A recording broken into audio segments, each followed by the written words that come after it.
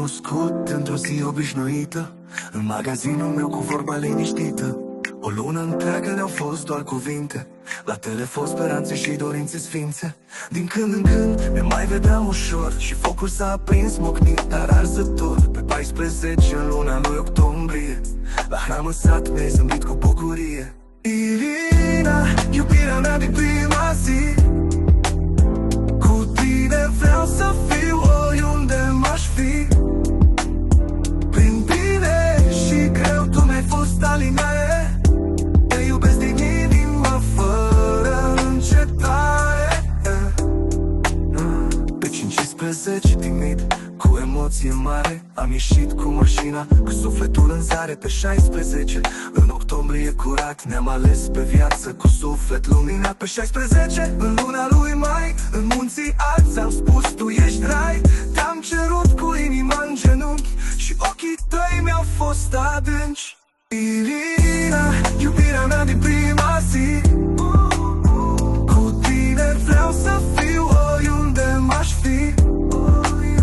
Prin bine și greu tu mi-ai fost alinare, te iubesc din inimă fără încetare. 25 de ani au zburat, astăzi toți te felicită, sper că tu te-ai bucurat.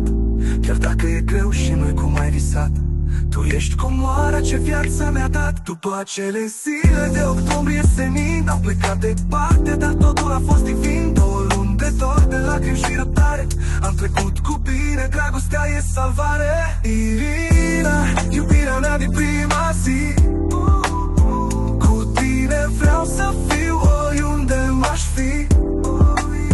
Prin bine și greu tu mi-ai fost alinare, te iubesc din inimă fără încetare.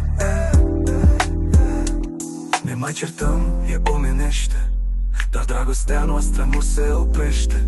Vreau să-ți fiu aproape, să nu renunțăm, să iubim ca în prima zi, să ne regăsim mereu. Tu mi-ai fost lumină în ceață grea, mi-ai fost alinare, mi-ai fost da. Pentru tot ce ai făcut, eu îți mulțumesc. Irina, din suflet, te iubesc. Irina, iubirea mea din prima zi, cu tine vreau să fiu oriunde m-aș fi. În fiecare clipă, în fiecare pas, tu ești viața mea și tot ce mi-a rămas. Irina, iubirea mea din prima zi, cu tine vreau să fiu oriunde m-aș fi. În fiecare clipă, în fiecare pas, tu ești viața mea și tot ce mi-a